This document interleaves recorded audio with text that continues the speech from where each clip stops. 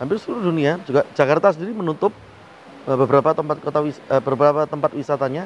Jadi mereka lengang, pusat-pusat dagang, pasar-pasar itu juga menjadi lebih lengang. Akhirnya waktu kalau kita wafat masih bawa koper isinya utang, ya amit-amit.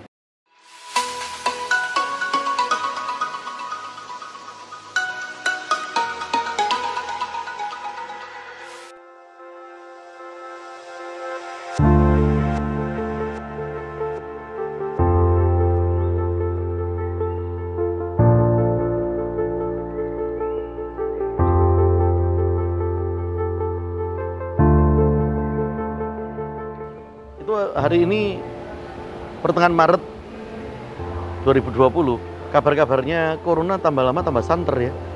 Setelah dari China sekarang pindah ke banyak pusatnya di Eropa, malah Italia itu tutup. Pertama di Italia Utara, tapi sekarang hampir satu negara ditutup. Nah, bursa-bursa saham kan termasuk IHSG sendiri sudah pemerintah berusaha sigap. Kalau ada harganya saham itu banyak turun, perdagangan di stop. Tapi ternyata begitu buka langsung turun banyak, jadi harus stop berkali-kali. Nah, hampir seluruh dunia bursa saham rontok. Harga oil kan juga rontok sekarang. Berarti pengaruhnya corona cukup kuat juga ya Pak? Atau karena mungkin beritanya terlalu di blow up sehingga orang-orang kan pada takut ya, takut dengan kondisi. Padahal hal-hal seperti ini kan kita harus tetap jalan, perekonomian juga harus tetap jalan.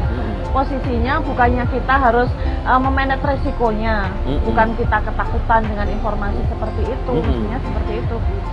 Yang di Solo KLB aja kayaknya cukup menghambat perekonomian lah, orang-orang dilarang kumpul sehingga orang-orang pada takut. Padahal kalau misalnya takut semua orang juga akan mati. Posisinya kalau misalnya kita mati tapi masih menanggung utang kan lebih beresiko lagi. Ya iya itu, karena semua sibuknya kita di dunia akhirnya waktu kalau kita wafat masih bawa koper isinya utang, ya amit-amit jangan sampai baik karena corona ataupun karena apapun, kalau kita wafat terus masih bawa utang, lah terus buat apa kita panjang-panjang di dunia? Buat apa kita ini dunia? Memang tentang corona ini ada dua sisi, ada yang mengatakan blow up, tapi ada yang mengatakan ya semua harus hati-hati. Karena itu kalau kita lihatnya kan ada 3 tipe orang terutama. Ada yang pertama terlalu paranoid, terlalu ketakutan, atau tipe yang kedua adalah waspada, atau tipe yang ketiga adalah meremehkan. Nah, nggak tahu kalau Eca tipe yang mana? Iya, dari beberapa hal kita otomatis menanggapi berita seperti itu, mestinya kita juga harus lebih konsen ke memanage resikonya sendiri. Jadi Yes, kita waspada. Posisinya kalau misalnya kita memang harus jaga kesehatan, kita harus cuci tangan, sering cuci tangan, hidup sehat, itu yang diperlukan. Betul. Kemudian resiko-resiko tentang perekonomian itu sendiri mestinya kita juga harus persiapkan. Jadi kita tidak terlalu berat menanggung. Kalau orang mati kan suatu saat tetap semuanya akan mati. Tapi kalau kita mati dengan tetap membawa hutang yang harus kita pertanggungjawabkan, itu kan lebih berat lagi buat kita. Menurut saya sih gitu. Jadi kita kalau informasi corona sendiri, saya kira kita lebih cenderung waspada dan kita memanage resiko ya. Memanage resikonya. Termasuk dalam berbisnis, otomatis kita harus mengunci resiko. Betul, mengunci resiko, dan itu yang mungkin saya pelajari dan harus banyak belajar untuk hal-hal seperti itu. Makanya dengan situasi guncangnya dunia, salah satunya sekarang yang paling ini kan adalah karena corona, itu dua akibat yang paling utama kalau secara dampak ekonomi. Banyak tempat-tempat menjadi kota-kota yang dulunya begitu ramai, Milan, semua kota hampir seluruh dunia, Paris, hampir seluruh dunia, juga Jakarta sendiri menutup beberapa tempat wisatanya. Jadi mereka lengang, pusat-pusat dagang, pasar-pasar itu juga menjadi lebih lengang. Jadi ujungnya kedua, modal orang makin tergerus. Jadi kita harus segera punya ilmu untuk punya kemampuan untuk bisa hidup tetap teladan, hidup besar tanpa modal. Karena manusia memang waktu lahir tidak diberi modal. supaya kita semua ingat bahwa hidup kita lebih besar dari modal. Tapi sekarang semua orang ketakutan modalnya akan tergerus. Apalagi yang mengandalkan utang. Itu hidupnya pasti akan lebih susah. Karena hasil-hasil ekonomi turun, lagi mana bisa berputar. Otomatis kepikiran juga untuk nyicilnya ya. Ada resiko itu juga. Karena kelirunya utang kan bayarnya pasti, tapi sumbernya tidak pasti. Kalau Mercy tipe yang mana? Waspada ataukah tipe yang paranoid atau tipe yang meremehkan? Gampang saja. Kayaknya dilihat dari level pertama itu masih diwaspada. Waspada ya. Tapi kedepannya ini tambah booming ini corona, terus mulai dari kita ini pengusaha mulai berdampak di omset itu mulai turun karena roda ekonominya itu mulai mati. Omset turun ya. Nah, jadi kemungkinan dari pertama dari waspada mungkin akan menjadi paranoid ke depan. Jadi untuk sekarang masih waspada. Tapi dengan melihat ke depannya itu bisa potensi untuk paranoid. Saya rasa jangan menuju ke sana. Antara waspada dengan paranoid, saya rasa sudah betul Eca katakan, yaitu kita segera mengunci resiko, melakukan tindakan-tindakan action, tindakan-tindakan yang bisa memitigasi resiko dan segera mengunci resiko.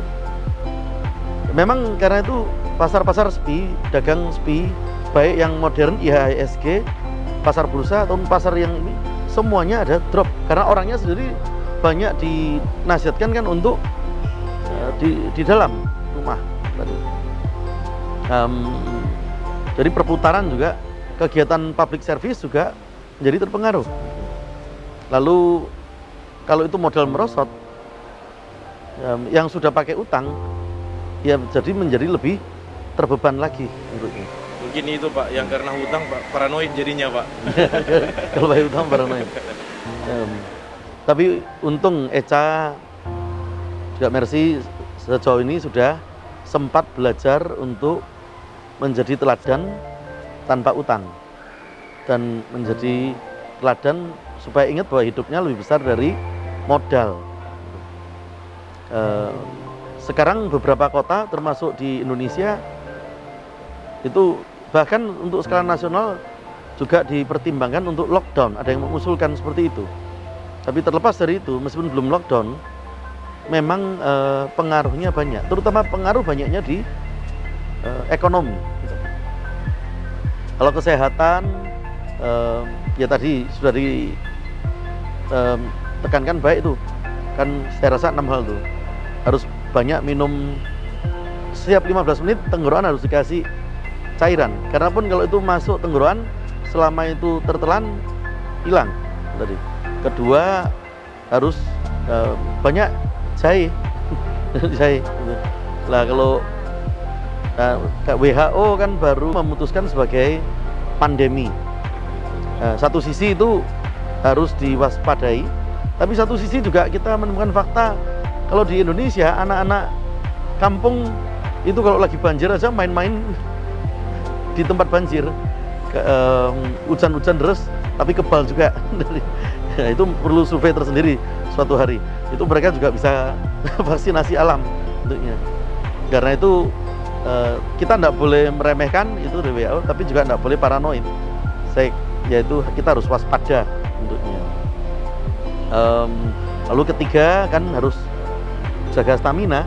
Keempat itu penularannya kan bukan lewat udara, tapi lewat barang-barang. Karena kan orang yang menyentuh. Jadi rajin cuci tangan, atau kalau nggak cuci tangan ya sanitizer untuknya. Kelima itu kumur air garam. Kan harus air garam, kita ini kan kumur. Lalu keenam, tidur yang cukup. Kalau tidurnya kurang, diserang. Kalau tidurnya terlalu banyak, nggak ekonomi nanti. Nggak berbuat ekonomi. Tidurnya terlalu sedikit, juga berbahaya. Jadi mitigasi resiko kalau untuk orangnya. Tapi mitigasi untuk kesehatan sudah.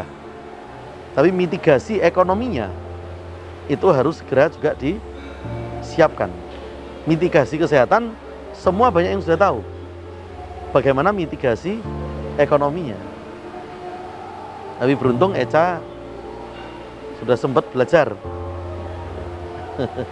menjadi supaya hidup jadi teladan. Menurut Eca bagaimana kalau tentang mitigasi ekonominya? Kalau dari segi ekonomi memang kita harus banyak belajar, terutama memaksimalkan kemampuan kita, kemudian memperkecil resiko.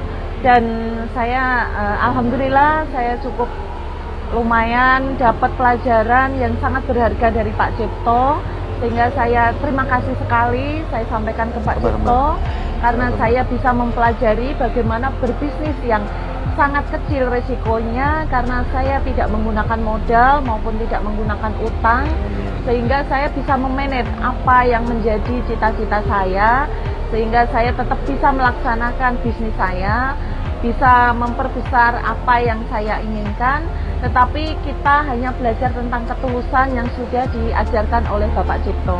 Terima kasih Pak Cipto. Amin, terima kasih. Bagaimana sama Mercy? Pertama, terima kasih kepada Pak Cipto, karena sebelum ketemu Pak Cipto itu, karena saya basicnya bisnis itu utangnya banyak. Pas ketemu Pak Cipto ini, saya diberikan strategi-strategi gimana berbisnis tanpa utang. Dan syukur selama ini utang udah mau habis. Amin. Dan berharap ke depan udah strategi untuk memulai bisnis dan scale up bisnis tanpa utang itu udah ada dan didampingi terus oleh Pak Cipto. Amin. Terima kasih Pak Cipto. Semoga kita semua diperkenan menjadi teladan yang baik. Karena teladan yang baik adalah bukan dalam kata-kata, tapi teladan yang paling baik adalah dalam perbuatan. Seperti Eca, seperti Mercy, memberi teladan sehingga anak cucunya turun-temurun tidak akan berhutang, tidak akan memegang yang namanya hutang. Jadi teladan yang paling baik adalah perbuatan. Semoga setiap kita ingat bahwa hidup kita lebih besar dari modal. Jadi dengan kondisi guncangan dunia karena apapun, ada resiko-resiko modal itu makin merosot. Jadi kita tidak perlu menjadi paranoid bahwa hidup kalaupun tanpa modal, kita masih, semua kita dilahirkan ke dunia tidak diberi modal. Jadi kalau dikatakan tanpa modal bukan tidak masuk akal. Kadang ada orang mengatakan mana bisa, kalau nggak ada modal ya sudah habis kita, tidak masuk akal. Ya akalnya yang berarti dia belum masuk. Sama seperti pesawat terbang dulu juga dikira tidak masuk akal, ternyata akalnya yang belum masuk. Dikira logam kok bisa terbang, mana mungkin, ternyata akalnya yang belum masuk. Begitu pula kita tidak perlu paranoid, wah sudah makin turun akhirnya tenggelam, terjebak dalam kondisi utang. Utang itu bayarnya pasti, tapi sumbernya tidak pasti. Apalagi kalau sumbernya dengan kondisi yang dengan berbagai resiko dunia, termasuk corona sekarang. Karena itu segala sibuknya kita tadi di dunia tidak akan ada artinya kalau waktu masuk akhirat masih bawa koper isinya tadi utang. Itu bersyukur kita diperkenan, kita bisa berjuang dalam garis untuk menyadari bahwa hidup kita lebih besar dari modal. Semoga pemirsa yang menonton juga bisa menyadari, karena itu bersama-sama mengatakan bahwa hidup kami lebih besar dari modal. Hidup saya jauh lebih besar dari modal. Juga hidup kita masing-masing lebih besar. Karena itu tidak usah pegang yang namanya utang. Sama-sama bisa mengatakan hidup saya menjadi teladan dalam perbuatan, tidak menyentuh yang namanya hutang. Semoga semua bisa diperkenan untuk menjadi teladan yang baik, sehingga anak cucu kita turun-temurun akan meniru seperti itu, tidak akan pernah berhutang. Kita diukur bukan membawa apa waktu wafat, rapor kita bukan diukur membawa apa, tapi kita diukur meninggalkan apa. Kita meninggalkan cuma di antara dua hal, contoh jelek atau contoh baik. Kalau hidup kita alimnya banyak, amalnya banyak, pahalanya banyak, tapi kalau masih bawa koper isinya utang, maka tetap saja ini jadi contoh yang jelek. Semoga tiap kita meninggalkan pada saatnya semuanya memberi contoh yang baik.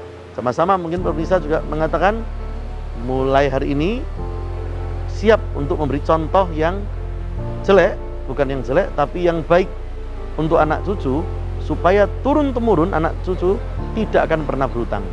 Dan supaya anak cucu kita juga sadar bahwa hidup kita ini jauh lebih besar dari modal dari angka berapapun itu. Karena semua kita dicetak dengan gambar yang sangat besar. Semua semoga menjadi sehat, baik, bisa memitigasi resiko, baik tentang kesehatan juga maupun tentang ekonomi.